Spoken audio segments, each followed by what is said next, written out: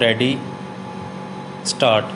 ਭਾਰਤੀ ਸੰਵਿਧਾਨ ਦੁਆਰਾ ਰਾਜ ਵਿੱਚ ਸੰਸਦੀ ਸਰਕਾਰ ਦੀ ਸਥਾਪਨਾ ਕੀਤੀ ਗਈ, ਜਿਸ ਦੁਆਰਾ ਰਾਜਪਾਲ ਰਾਜ ਦਾ ਸੰਵਿਧਾਨਕ ਮੁਖੀਆ ਹੋਣਾ ਚਾਹੀਦਾ ਹੈ। ਡੰਡੀ ਪਰ ਸੰਵਿਧਾਨ ਦੀ ਸ਼ਬਦਾਵਲੀ ਸਪਸ਼ਟ ਨਹੀਂ ਹੈ। ਡੰਡੀ ਇਸ ਲਈ ਕਈ ਵਾਰ ਰਾਜਪਾਲ ਦੀ ਸਥਿਤੀ ਬਾਰੇ ਵਾਦ ਵਿਵਾਦ ਹੁੰਦਾ ਹੈ। ਡੰਡੀ ਇਸ ਨੂੰ ਵਿਧਾਨਿਕ, ਮਾਇਕ, ਕਾਰਜਕਾਰੀ, ਨਿਆਇਕ ਆਦਿ ਖੇਤਰਾਂ ਵਿੱਚ ਕਾਫੀ ਸ਼ਕਤੀਆਂ ਮਿਲੀਆਂ ਹਨ। ਡੰਡੀ 1950 ਵਿੱਚ ਕਲਕੱਤਾ ਦੀ ਹਾਈ ਕੋਰਟ ਨੇ ਆਪਣੇ ਫੈਸਲੇ ਵਿੱਚ ਲਿਖਿਆ ਸੀ ਕਿ ਸਾਡੇ ਦੇਸ਼ ਵਿੱਚ ਕਿਸੇ ਰਾਜ ਦਾ ਰਾਜਪਾਲ ਵਾਸਤਵਿਕ ਤੌਰ 'ਤੇ ਰਾਜ ਦਾ ਕੁਝ ਕੰਮ ਆਪਣੀ ਵਿਅਕਤੀਗਤ ਸਮਰੱਥਾ ਦੇ ਅਨੁਸਾਰ ਤੇ ਕੁਝ ਮੰਤਰੀ ਮੰਡਲ ਦੀ ਸਲਾਹ ਨਾਲ ਕਰਦਾ ਹੈ।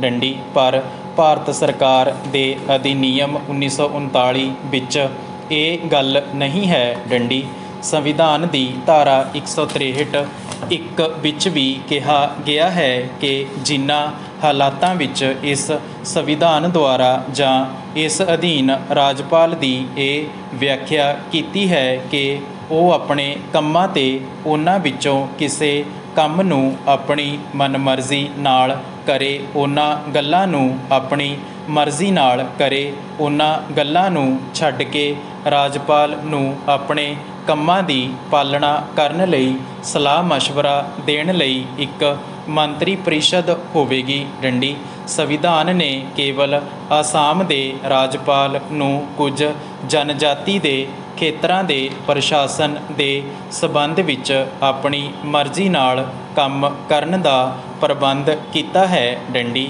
ਆਮ ਕਰਕੇ ਉਹ ਮੰਤਰੀ ਪਰਿਸ਼ਦ ਦੀ ਸਲਾਹ ਵਿਰੁੱਧ ਕੋਈ ਕੰਮ ਕਰ ਸਕਦਾ ਹੈ। ਡੰਡੀ ਪਰ ਜੇ ਅਸੀਂ ਗਵਰਨਰ ਦੁਆਰਾ 1967 ਤੋਂ ਬਾਅਦ ਵਿੱਚ ਕੀਤੀਆਂ ਕਾਰਵਾਈਆਂ ਨੂੰ ਵੇਖੀਏ ਤਾਂ ਇਹ ਕਿਹਾ ਜਾ ਸਕਦਾ ਹੈ ਕਿ ਇਹ ਸੰਵਿਧਾਨਕ ਮੁਖੀ ਹੀ ਨਹੀਂ ਸਗੋਂ ਰਾਜ ਪ੍ਰਬੰਧ ਦਾ ਮੁੱਖ ਅਧਿਕਾਰੀ ਹੈ ਅਤੇ ਦੋ ਪ੍ਰਕਾਰ ਦੇ ਕਾਰਜ ਕਰਦਾ ਹੈ। ਡੰਡੀ ਬ੍ਰੇਕ।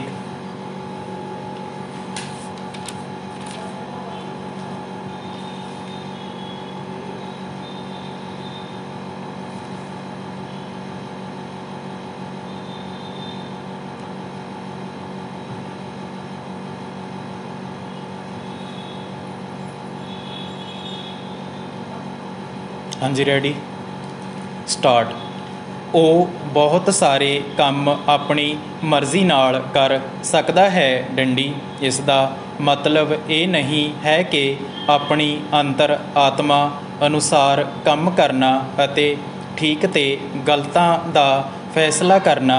ਮੁੱਖ ਮੰਤਰੀ ਦੀ ਨਿਯੁਕਤੀ ਸਮੇਂ, ਵਿਧਾਨ ਸਭਾ ਨੂੰ ਤੋੜਨ ਸਮੇਂ, ਬਿੱਲਾਂ 'ਤੇ ਆਪਣੀ ਮਨਜ਼ੂਰੀ ਦਿੰਦੇ ਸਮੇਂ ਜਾਂ ਉਹਨਾਂ ਨੂੰ ਰਾਸ਼ਟਰਪਤੀ ਨੂੰ ਭੇਜਣ ਸਮੇਂ ਮੁੱਖ ਮੰਤਰੀ ਤੋਂ ਰਾਜ ਪ੍ਰਬੰਧ ਸੰਬੰਧੀ ਜਾਣਕਾਰੀ ਲੈਂਦੇ ਸਮੇਂ ਤੇ ਸੰਕਟ ਕਾਲ ਬਾਰੇ ਰਾਸ਼ਟਰਪਤੀ ਨੂੰ ਸੂਚਨਾ ਦਿੰਦੇ ਸਮੇਂ ਰਾਜਪਾਲ ਨੂੰ ਮੰਤਰੀ ਮੰਡਲ ਦੀ ਸਲਾਹ ਦੀ ਜ਼ਰੂਰਤ ਨਹੀਂ, ਬਲਕਿ ਉਹ ਆਪਣੀ ਮਰਜ਼ੀ ਤੋਂ ਕੰਮ ਲੈਂਦੇ ਹਨ। ਡੰਡੀ 1967 ਦੀ ਚੋਣ ਮਗਰੋਂ ਕਈ ਰਾਜਾਂ ਵਿੱਚ ਗੈਰ ਕਾਂਗਰਸੀ ਮੰਤਰੀ ਮੰਡਲ ਬਣੇ ਤੇ ਸੰਘ ਰਾਜਾਂ ਵਿੱਚ ਤਕੜਾ ਸੰਘਰਸ਼ ਪੈਦਾ ਹੋਇਆ। ਡੰਡੀ ਇਉਂ ਰਾਜਪਾਲ ਨੂੰ ਆਪਣੀ ਮਰਜ਼ੀ ਨਾਲ ਕੰਮ ਲੈਣ ਦੀ ਬਹੁਤ ਮੌਕੇ ਮਿਲੇ। ਡੰਡੀ ਕੇਂਦਰ ਸਰਕਾਰ ਨੇ ਇਸ ਸਮੇਂ ਰਾਜਪਾਲ ਨੂੰ ਆਪਣੀ ਸ਼ਕਤੀ ਦੀ ਵਰਤੋਂ ਕਰਨ ਲਈ ਨਿਸ਼ਚਿਤ ਹੁਕਮ ਵੀ ਦਿੱਤੇ ਤੇ ਇਸ ਦੀ ਸਥਿਤੀ ਵੱਡੀ ਚਿੰਤਾਜਨਕ ਬਣੀ, ਕਿਉਂਕਿ ਮਰਜ਼ੀ ਨਾਲ ਸ਼ਕਤੀ ਦੀ ਵਰਤੋਂ ਕਰਨ ਸਮੇਂ ਕਾਫੀ ਹੁਸ਼ਿਆਰੀ ਤੋਂ ਕੰਮ ਲੈਣਾ ਪੈਂਦਾ ਹੈ। ਡੰਡੀ ਸੰਵਿਧਾਨ ਅਨੁਸਾਰ ਰਾਜ ਸਰਕਾਰ ਦੁਆਰਾ ਕਾਰਜਕਾਰੀ ਸ਼ਕਤੀਆਂ ਦੀ ਵਰਤੋਂ ਕਰਨ ਸਮੇਂ ਇਹ ਖਿਆਲ ਰੱਖਣਾ ਹੁੰਦਾ ਹੈ ਕਿ ਕੇਂਦਰ ਸਰਕਾਰ ਦੇ ਹੁਕਮਾਂ ਦੀ ਪਾਲਣਾ ਕੀਤੀ ਜਾਵੇ ਤੇ ਕੇਂਦਰ ਸਰਕਾਰ ਦੁਆਰਾ ਬਣਾਏ ਗਏ ਕਾਨੂੰਨਾਂ ਦੀ ਸਹੀ ਸੇਧ ਮਿਲੇ। ਡੰਡੀ ਕੇਂਦਰ ਸਰਕਾਰ ਨੂੰ ਕਈ ਤਰ੍ਹਾਂ ਦੇ ਕੰਮ ਵੀ ਦੇ ਸਕਦੀ ਹੈ ਜਿਸ ਦੀ ਪਾਲਣਾ ਜ਼ਰੂਰੀ ਹੁੰਦੀ ਹੈ। ਡੰਡੀ ਇਹਨਾਂ ਧਾਰਾਵਾਂ ਦੀ ਪਾਲਣਾ ਲਈ ਗਵਰਨਰ ਲਈ ਮੰਤਰੀ ਪਰਿਸ਼ਦ ਦੀ ਸਲਾਹ ਮੰਨਣੀ ਜ਼ਰੂਰੀ ਨਹੀਂ ਹੁੰਦੀ। ਡੰਡੀ ਸਟਾਪ।